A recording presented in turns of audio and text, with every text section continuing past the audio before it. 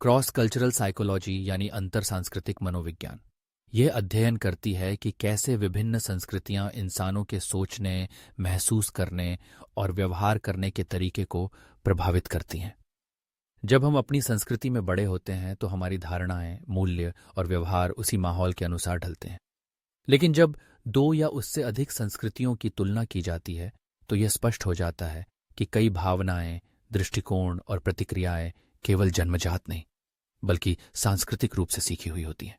इस मनोविज्ञान की शाखा का मुख्य उद्देश्य यह समझना है कि क्या मनुष्य के व्यवहार में कुछ सार्वभौमिक तत्व हैं या अधिकतर बातें केवल उनकी संस्कृति पर निर्भर करती हैं। उदाहरण के लिए, जहां पश्चिमी देशों में व्यक्तिगत स्वतंत्रता और आत्मनिर्भरता को महत्व दिया जाता है, वहीं एशियाई संस्कृतियों में परिवार, समुदाय और सामूहिकता को अधिक प्राथमिकता मिलती है। इसी तरह भावनाओं को व्यक्त करने के तरीके भी संस्कृतियों के बीच भिन्न हो सकते हैं। कुछ समाजों में भावनाओं को खुलकर व्यक्त करना आम है, जबकि कुछ में संयम और आत्मनियंत्रण को पसंद किया जाता है।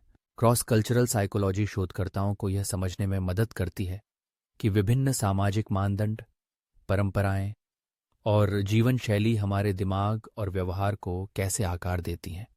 यह अध्ययन केवल अकादमिक नहीं बल्कि व्यावहारिक जीवन में भी बेहद काम आता है, चाहे वह मल्टीनेशनल कंपनियों में काम करने वाले कर्मचारियों के लिए हो, अंतर्राष्ट्रीय शिक्षा के क्षेत्र में, या फिर प्रवासियों के लिए जो नई संस्कृति में समायोजित हो रहे हैं।